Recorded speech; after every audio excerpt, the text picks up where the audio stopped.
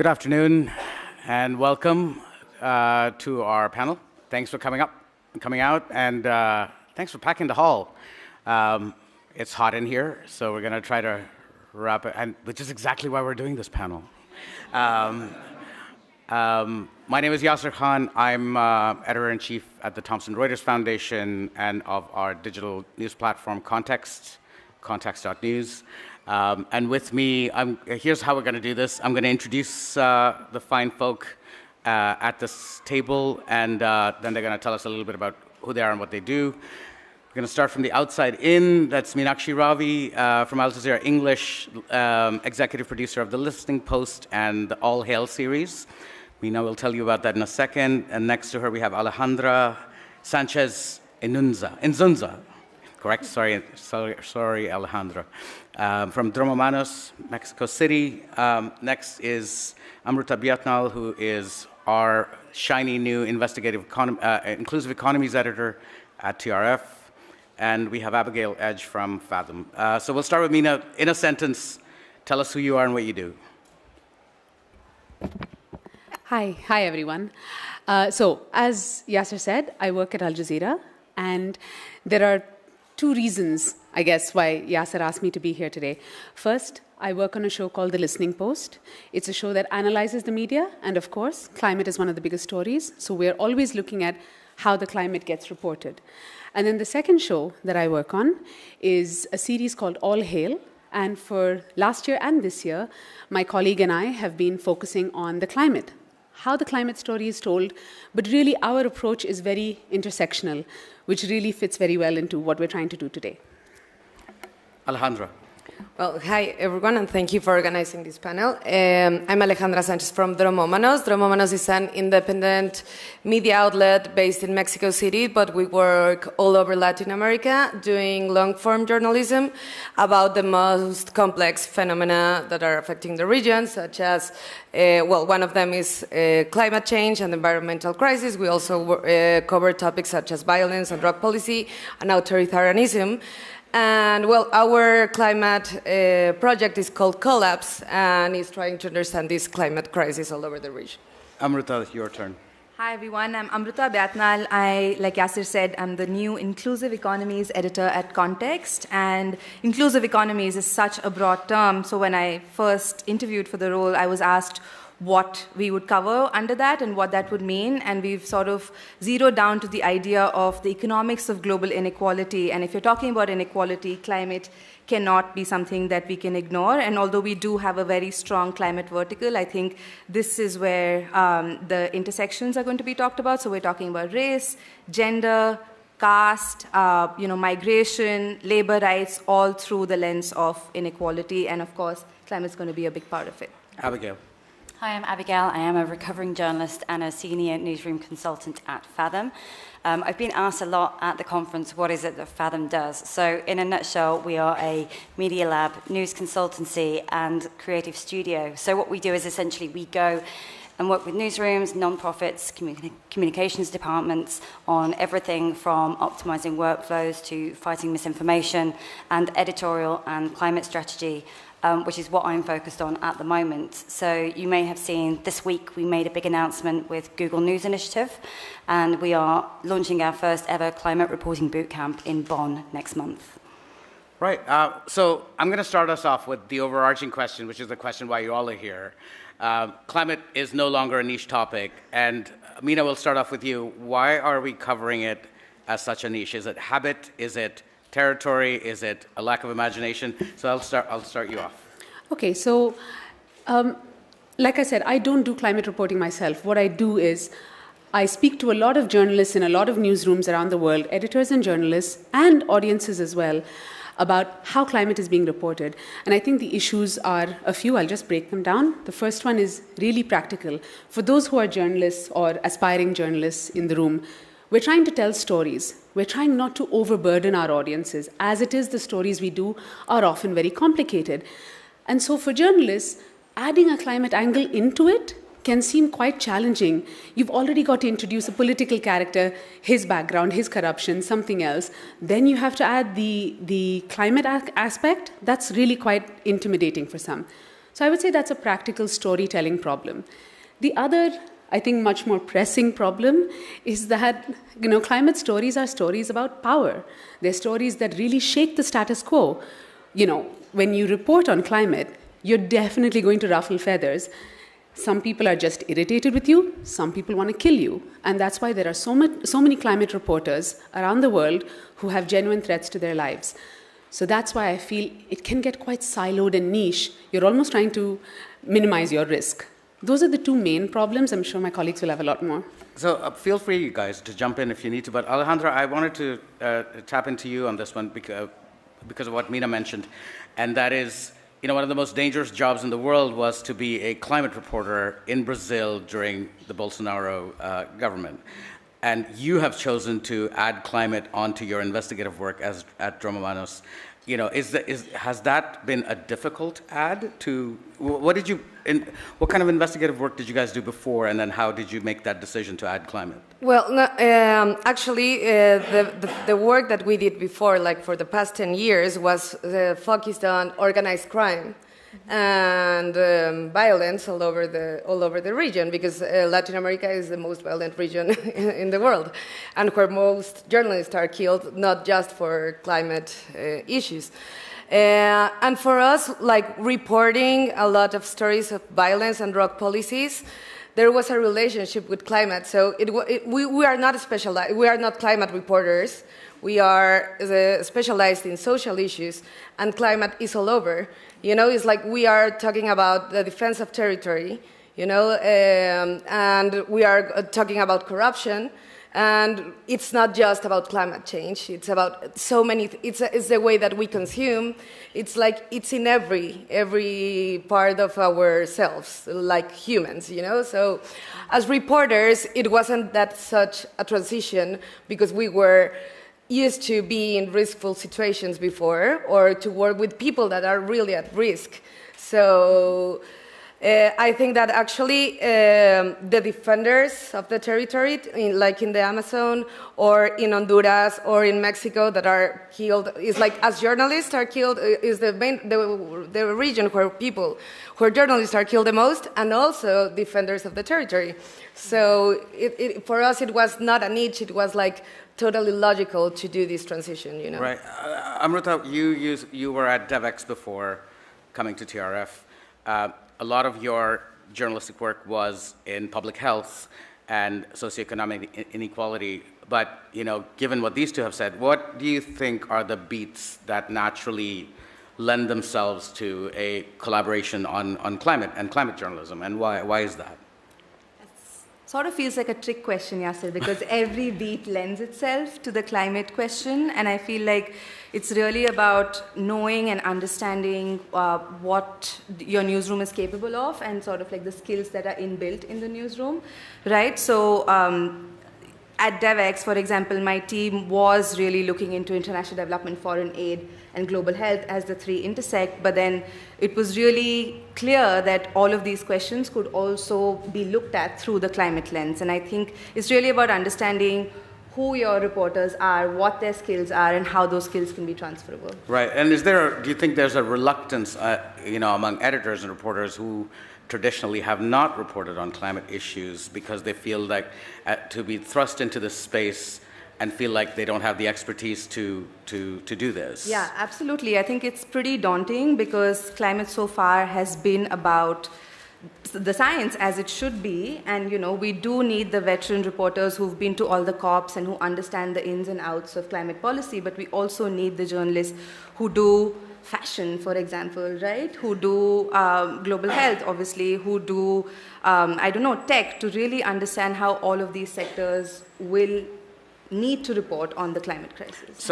So Abigail, with you guys do a lot of training work, and you have a front row seat on the skills that are abundant and skills that are lacking in the newsrooms that you work with. What are some practical ways in which journalists can apply a climate lens to any story? Because in my thinking, today everything from politics to arts and culture to the comic book section to your crossword is impacted by the biggest story in the world. Yeah. So, absolutely. I mean, to backtrack a little bit just off what Amruta was saying, I started out as a journalist 15 years ago. I was freelancing on the travel desk at The Guardian, and I was pitching a lot of environmental stories about sustainable travel. And I was essentially told I needed to pick a beat, environment or travel, because the two were at odds with each other. 15 years later, The Guardian and many other publications have realized that people are not going to stop taking holidays just because we have problems with climate change. So how can we, enhance our leisure time, our vacation time to try and mitigate the risks of climate? Going back to what Fathm are doing, so I think one of the main skills, and it sounds quite obvious, but it actually comes down to collaboration. It's getting those different departments within the newsroom talking to each other about the stories that they're working on. Over the last year, we've seen extreme weather. We've seen runways at airports in Europe buckling under the pressure of intense heat waves. We've had devastating floods in Pakistan. And from those stories, although we need dedicated stories about climate change, it also leads to other stories about, what is being done to try and tackle the effects of this. If you are, say, a transport reporter, you can be looking at how climate change impacts transport, how it contributes to delays in your city. If you are reporting on housing, there's stories to be done about insurance rates. If you're in a flood zone, it can bleed into so many more stories. And I think the way that we do that is by being curious and communicating a little bit better with our colleagues.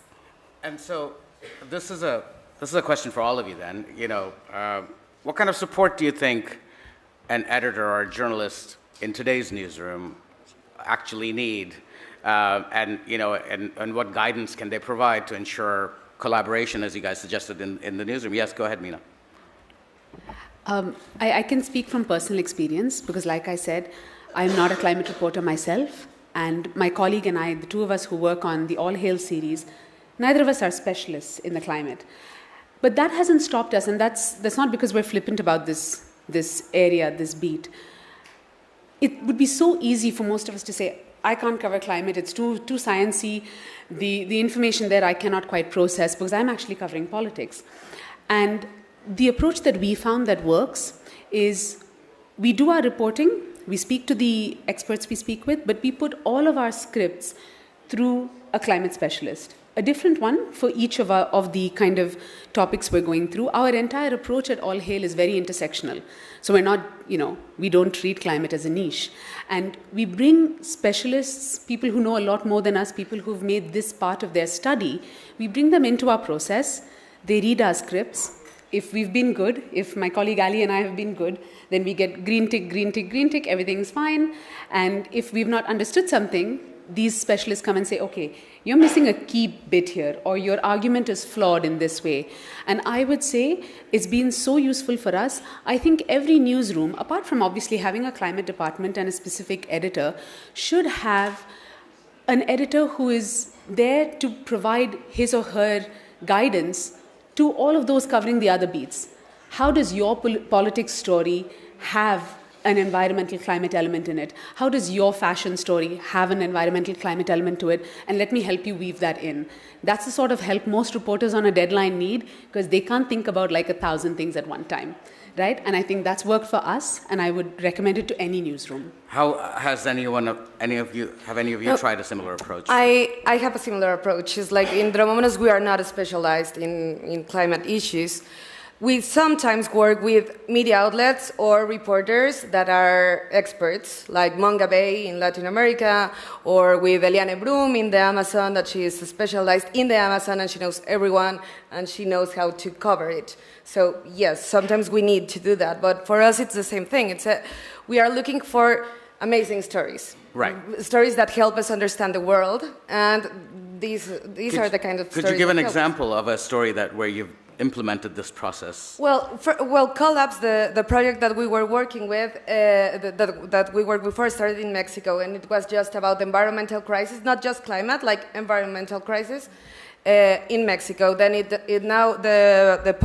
a book was just published with Random House about this, and the idea was to understand why is air so polluted in Mexico City? Things that affect citizens.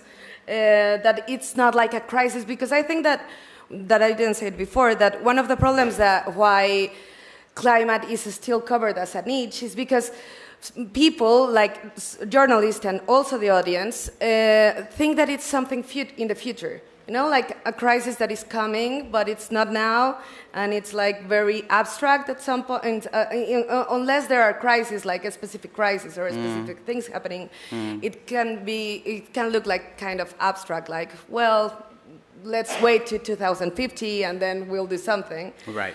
And in our case, we are trying to do these kind of stories. Like, okay, Mexico City is one of the most polluted cities in the world. Why is that? Because there's a big fabric that even in the pandemic, where all cities were less polluted, it continued polluting ours, you know? Right. And so we are looking those kind of stories that engage more with citizens, that they feel, okay, this is the way I eat, this is the way I breathe, this is what I see, what I use, and those are the stories that we are looking for. Okay, Amruta, I'm going to put you on the spot here a little bit, and which is, you're in a new job, you're the Inclusive Economies editor. And in our newsroom, we also have a climate desk with climate editors. What plans are you making to make their input a part of your output? I mean, it's a big part of the strategy, right? It's a big part of how we plan to run this vertical because, again, like, you know, I think a big part of it is also knowing what different, like I was saying earlier, like what different skill sets there are, but also knowing what expertise we have in-house. And obviously climate is a big part of the expertise that's already so inbuilt into context. And I think... And a track record of, you know... Of winning awards, exactly. And so I think the way that we're thinking about it is also looking at how can every pitch be passed to the climate editor and sort of think about the kind of overlaps that we can have. The other thing that I would mention here is that I think every reporter has, you know, like certain topics that they really, really, really want to follow. And I think it's on the editors to understand that and to kind of try to work with the reporter and nudge it in a way that can also be a climate story, right? And I'm going to selfishly use my own example here. And in the last 2 years, I've been obsessed with this question of, do we really know how many people actually died of the pandemic? And I was doing that for 2 years, and at one point, an editor came to me and they were like, okay, at some point we need to move this story forward, you know, like what is the implication of this question? Mm-hmm. And then I started looking at, like, of course, it's the climate crisis, right? Mm-hmm. Like, equally in this situation, we don't know how many people are going to die of the climate crisis. Right. And then that led to a bunch of reporting that, you know, really took from, was set in the expertise that I had been borrowing from the sources that I had made. And I think that's something that's a framework that I'm going to be using with our reporters at Inclusive Economies. Right. And I wanted to ask all of you guys this, which is, you know, for the last 2 or 3 decades, there have been people in our newsrooms whose focus has only been climate issues. And as a result, over the course of the decades, they've become subject matter experts and authorities in their area of coverage.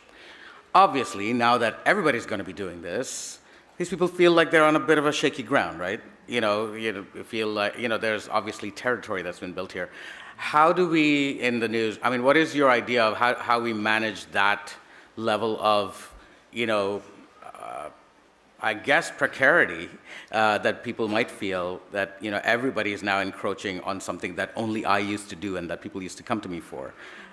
What are your thoughts on it? Go ahead, Abigail. If I can just jump in on that one. So Neiman published a really interesting article at the end of the year called Everybody is a Climate Journalist Now, and I'll share the link after the session. I think just because somebody has been covering climate for a number of years and is an expert in their field, it doesn't mean that if other people in the newsroom start incorporating climate into their stories, that person is going to be out of the job. You know, the pie is big enough for everybody. And, you know, if somebody has subject matter expertise that you can learn from, then it's kind of on them to collaborate with people who might want to be interested in bringing those topics into their stories. So, you know, I think with any newsroom there are egos involved, and I think the best way to get around that is just, again, to really encourage open communication, collaboration, and making it clear that everybody can learn from each other when it comes to this, because it is still quite new. Yes, Meena. See, fundamentally, nobody is saying we don't want specialist coverage. We want specialist coverage. We do want stories that are looking only at a climate issue, right? But frankly, we need both the specialists and the generalists. And I would, maybe it's been a long time since I've been in a live newsroom, so I've forgotten how sharp the egos can get. But the reality is that politics is so complicated these days, society, so questions of identity are so complex. Those stories are not going away. Those need a climate factor in them, but we're hardly going to eat into a climate specialist territory. There's far too much for them to do, and there is far too great a need for us to have specialist-focused coverage and to have that kind of strand of climate coverage weave into our general stories. So at a practical level, if it's a newsroom where people are getting spiky, frankly, the editor needs to crack the whip. The editor needs to be sensible, themselves, but they need to kind of say, guys, we're not children here. These are not toys that, we have to divvy up between ourselves. There's more than enough. Right. And there is real value in specialist coverage. Right. Anybody else want to add to that? No? I agree totally with Meena. So then, Abigail, you guys are doing that, the climate reporting boot camp. And how is that going to help newsrooms understand what Meena just spoke about? Yeah, so the European Climate Reporting Bootcamp is part of the Google News Initiative. I can never remember this, Collaboration for Climate Reporting. So it's us, AFP, and EJC are also involved. And our project is essentially a 2-day design sprint in Bonn where we have invited 20 European newsrooms, 2 journalists from each newsroom to come together. And if anyone is familiar with the design sprints pioneered by the ex-Googler Jake Knapp, it involves a lot of post-it notes and essentially brainstorming the main challenges to a particular topic and then brainstorming solutions and building out rough prototypes. So at the moment, we don't know what's going to come out of that. It's something brand new. It's never been done before, as far as I'm aware. What are the kind of questions what are the kind of questions that you guys are asking as in the build up to this? Again, it will come out of the room, but what I imagine is that we're inviting journalists and people on the kind of design technology side. So we want to make sure that the infrastructure is there in the newsroom to be able to enable new storytelling formats that might be more engaging for audiences. Some things that might come up, I would imagine, are, how do we get past the problem of audience desensitization when it comes to climate change? How do we deal with this enormous issue that is rarely actually breaking news because it's always there going on in the background? And again, finding ways to bring it into every story within the newsroom and making more journalists aware of how they can bring it into whatever topic they're covering is one of the things we'll be talking about. Okay, and I was talking to my friend Saeed Ahmed, who is now VP of Digital, I guess, at AP. Saeed and I are sort of a mutual appreciation society. And, Saeed was telling me something really interesting because before this, he was at BBC America, and before that, he was at NPR. He said, we get a lot of demand for climate stories. Everybody wants to do climate stories. He goes, but the audience numbers don't bear it out. Nobody reads them. So where's the disconnect here? While there's an audience that wants them, but doesn't want to read them, what's happening here? I mean, I'm sure you all have stuff to say about this, but for some people, they might see climate stories as a little bit dry. Again, everybody knows about issues with the Amazon and issues with, rising sea levels and increasing temperatures, but it's like we've been hearing the same type of stories for so long that people might scan the headline and just kind of switch off. So one thing we really hope to tackle with the Climate Bootcamp is how do we take a fresh approach to those stories? How do we find new angles? Maybe view them through a solutions lens, so it's not all doom and gloom. Again, that can be a big Well, it is doom and issue. gloom, right? The sky is falling on our heads. It is. It's a pretty... it's not a positive story, but there are definitely positive things happening around the world in the way that people are trying to deal with the effects of climate change, new solutions, new technological advances. Right. There are some silver linings, and I think the more that we can do to kind of build those out and amplify them, the more we'll be able to engage people in climate stories. You guys? You have... Well, for us, it's like, because we only cover like these dramatic issues like violence and climate change and authoritarianism, we are used to, it's hard for people to engage with these kind of stories because they are tired. Right. Like, not just with climate change or environmental issues. It's like they are tired of reading about people killed in the northern border Right. or that kind of thing. So, yes, I think that we always are, well, I didn't explain that before, but we are like a production company of long-form content, but we collaborate in partnership with other media outlets like El País, Vice, Independent, El Faro, independent media all Right. over the region, international and local outlets. And we try also like to use their audiences, like if if we want to connect with younger audiences, then we work with Vice, you know, Right. because they have that. But I think it's a struggle we are always working with, and there's Right. no solution that we all know. It's like, if not, we wouldn't be talking about that. So I think that there are going interesting things that I've learned here. For example, there are a lot of TikTokers talking about climate change, and that's improving, you know, like Right. the engagement. TikTokers who are not subject matter experts, but it is Yeah. impacting their lives. Yeah, because young people wants to know about these things, and that's maybe a channel for them to talk with. You know? Amruta, you raised your hand. Yes, I did. I think the key is also to make it more accessible, and the way to do that is to sort of intersect it with other sectors and other, areas that people are already used to reading about, and not just sort of funnel it through the climate coverage lens. Right, Yeah. right. So to have like your, arts and culture or your real estate section talk about the impact of climate on housing prices, or why a certain part of the city cannot be developed because of chemical contamination from a 200-year-old paint factory that used to be there. That's what you mean. Exactly. Yeah. Yes, Meena. So I have a thought about this slightly different from the rest. I mean, we're all in line, but it's something that we learned from a series of interviews we did back during not the most recent COP, not the Egypt COP, but the Glasgow COP. Mm-hmm. And we spoke to a bunch of editors, especially those editors whose newspapers have top 10 stories that have been clicked by the audience. And I kid you not, the Kardashians are hard to beat, okay? No matter what's happening. The Kardashians Rumor are is they do contribute to the climate crisis. They're literally number one all the time. So we were speaking to the Guardian's environment editor, and forgive me, I've forgotten his name at the moment. And then we were just having like a philosophical conversation. At one point we realized that, look, we all as journalists want people to read our work. We want them to be affected by our work. Mm-hmm. But also we have another role here. And that role is down to, like you have a Hippocratic oath for the medical profession. We've taken an What's oath ours? too. I don't care if you're not reading it. I'm here to record it. Right. Because in days to come, these are crimes against humanity. Whether we're not calling it now by that term necessarily. Some are. These are crimes against humanity.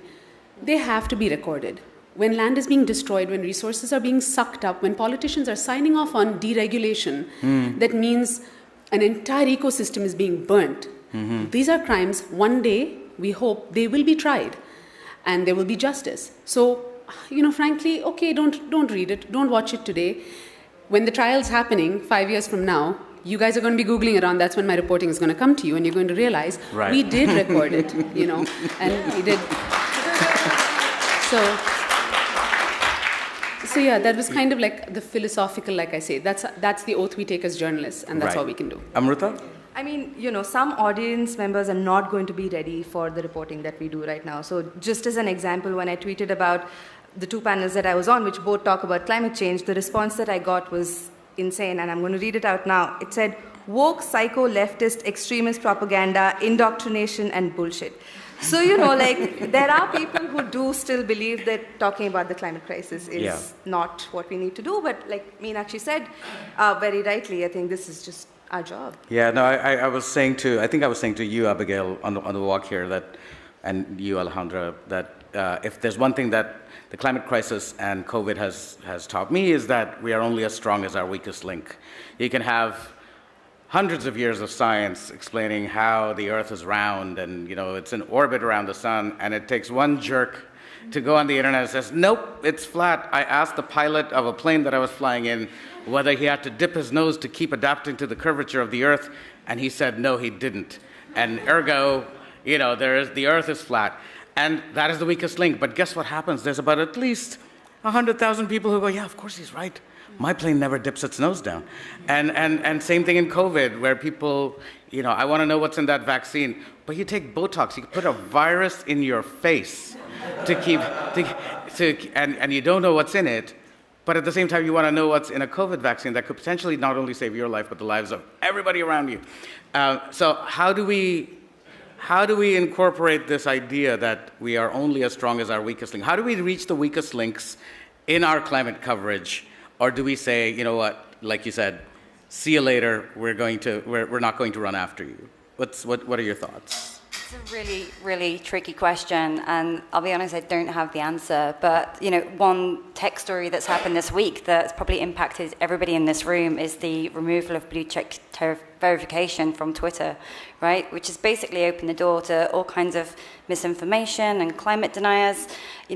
I haven't seen that covered as a story yet, but I have absolutely no doubt that the knock-on effects of that are going to be huge. So in terms of how we actually reach people and make sure that they are educated about climate journalism and climate literacy, it's an ongoing struggle, especially when you get people who feel very strongly that actually it doesn't exist and it's not a problem. Right. Right. And did you reply to that tweet, by the way, Amruta? I did not. We do not engage. If you were to reply to that tweet, and I feel like I'm doing forgive me for those who don't watch American television, but Jimmy Kimmel had a segment on his show called Mean Tweets, where he got famous people to read the mean tweets about them. So you read a mean tweet. If you want to respond to it, if you were to respond to it, would you? And what would you have to say to that?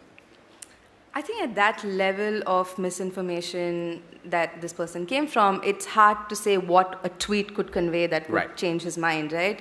So I think we really also have to understand where people are at and sort of like the content that would make them change their mind or have them engage even more and fall deeper down that hole. So I think that's really a decision that we're making every day. Cool. Maybe send him a link to the live stream. Yes, go ahead, Meena. Yasir, I think it comes down to resources as well. Mm-hmm. So some of us are very lucky to be in newsrooms where we have audience editors, we have impact editors. Mm-hmm. I do not think that I would be able to respond even with a 1,000-word essay to the guy who says woke, dogmatic, whatever, anti-liberal, whatever. Right.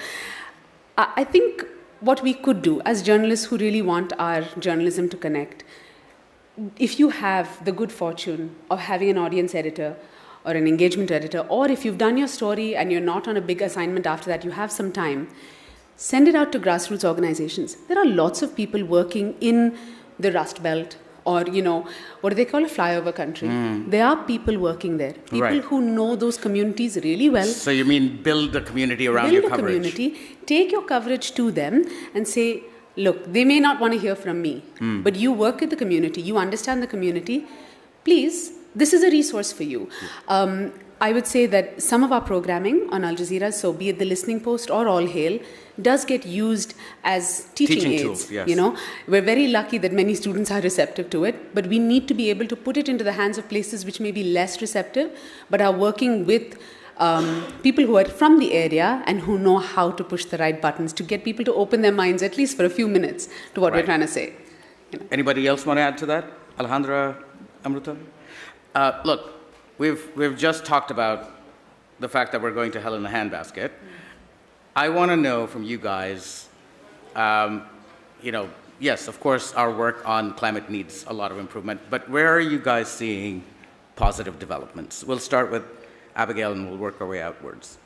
I talked earlier about my experience pitching travel stories and getting pushback because I had to pick one beat. I think that is not really a thing that's happening anymore. I think there's a lot more awareness that actually climate stories, they're not just an individual separate story. It kind of can be the context or the backdrop for many topics that we cover as journalists. And you're also seeing really, really good climate initiatives at various organizations. AFP has its Planet Hub, where they have a whole team working on climate stories and working out the best way to do those.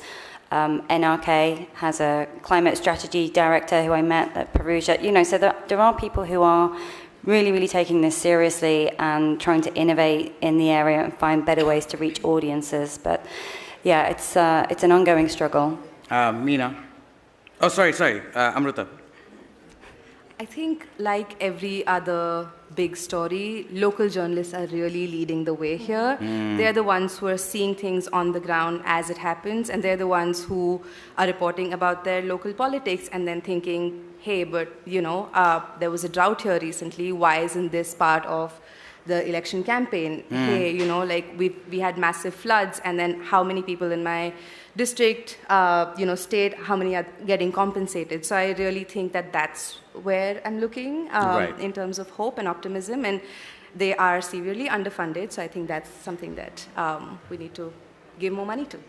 Awesome. Yeah, I agree because, well, in Latin America, there are emerging a lot of independent media outlets like focused on climate, but with this social point of view, like not just climate and experts.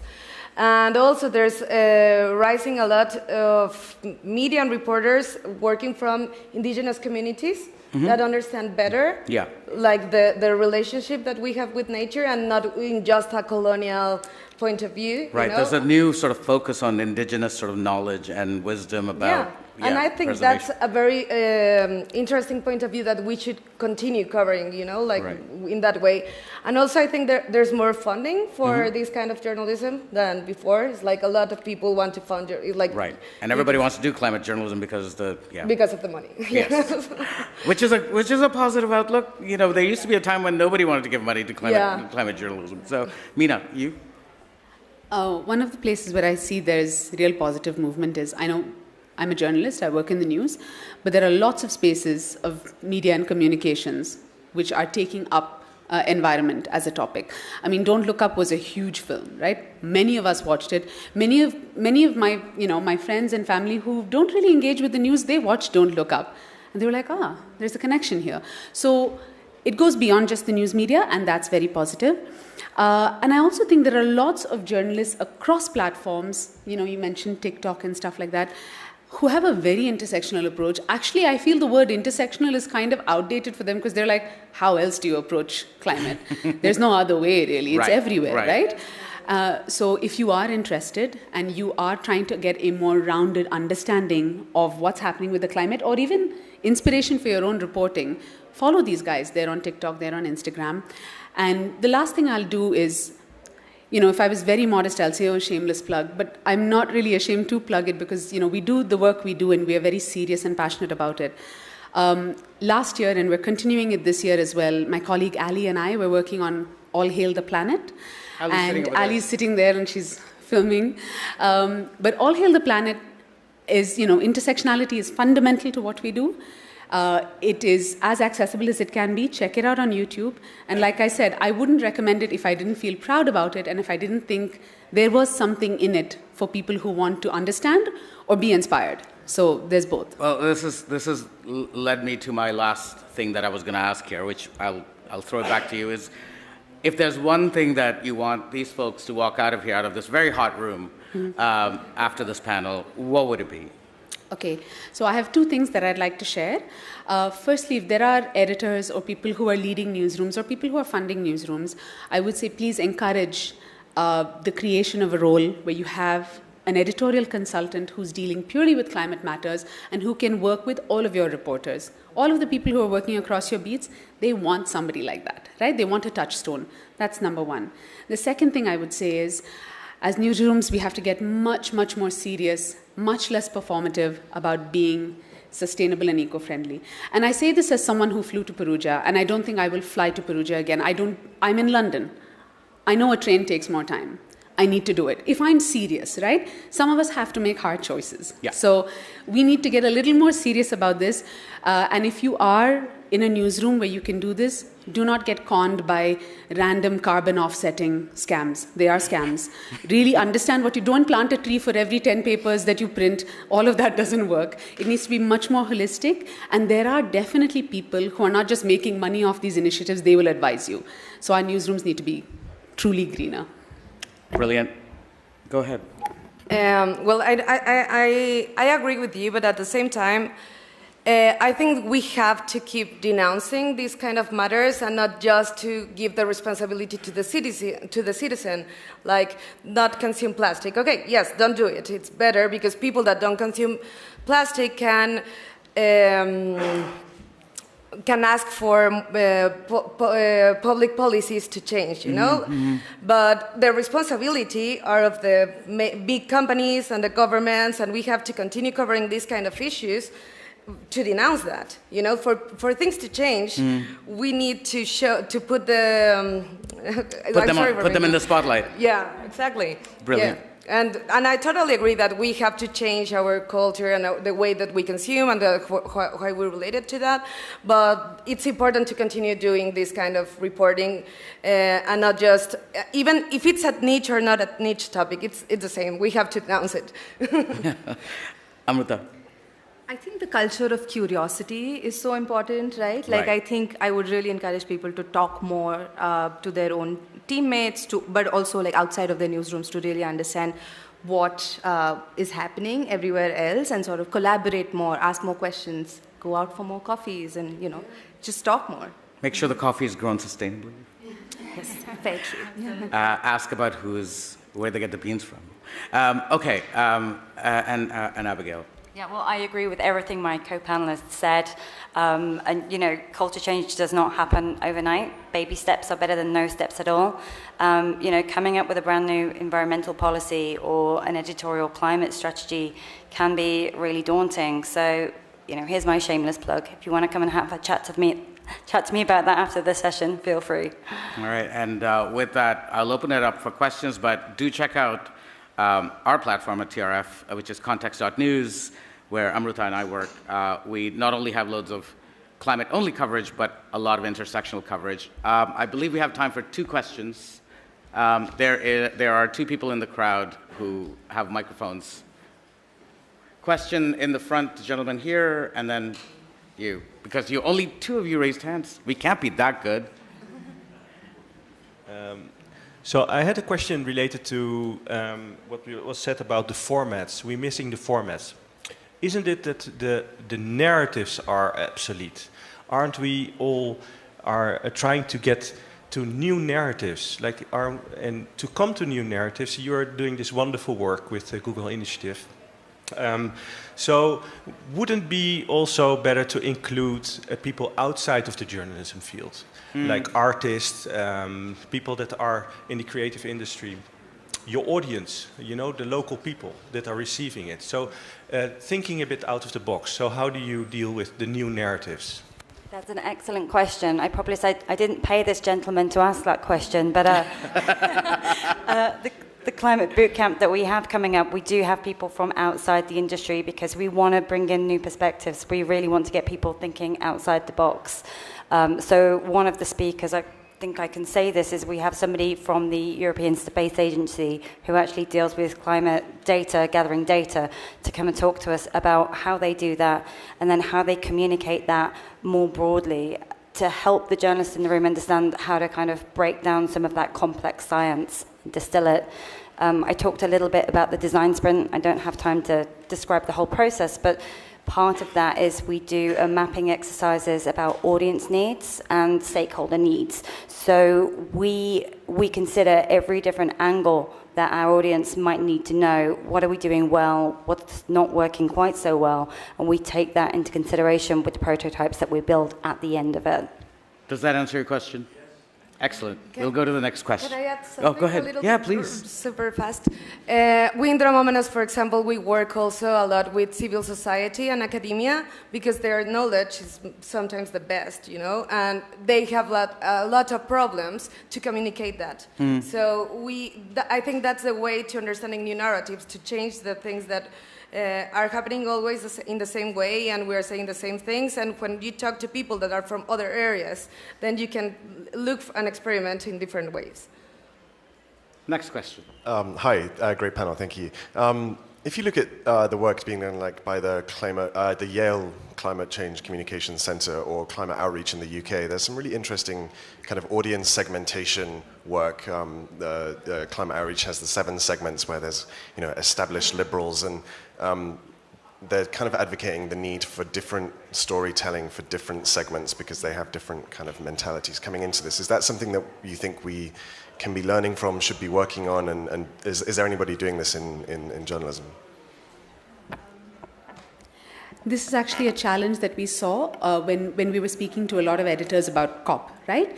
And in some of the bigger newsrooms, they do segment their audience, and they're thinking, how do we get this across to a lot of our younger audiences very interested, and they are going to click, and we have some in the older audience who find it quite challenging to grapple with what the issues are. And people have worked on trying to tell the stories in different ways. Now, some of it is actually an overused word today is being intersectional, kind of finding out the topics that those audience segments are clicking on anyway, weaving your journalism into that. Furthermore, like I said, it is about outreach as well. You are talking to people who are from a different ideological perspective. You need to be able to speak to people who understand that community, to understand why it is that they think the way they do. You see, people are not all single issue thinkers, right?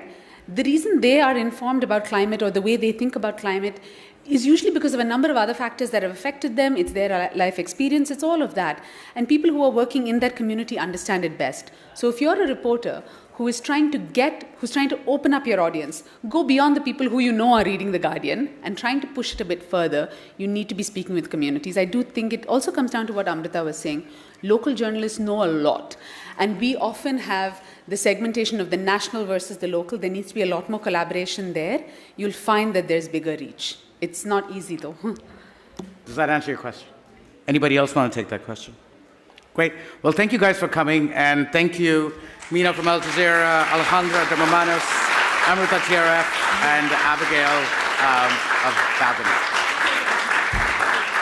And thank you to our families for letting us go and being here for the week. So.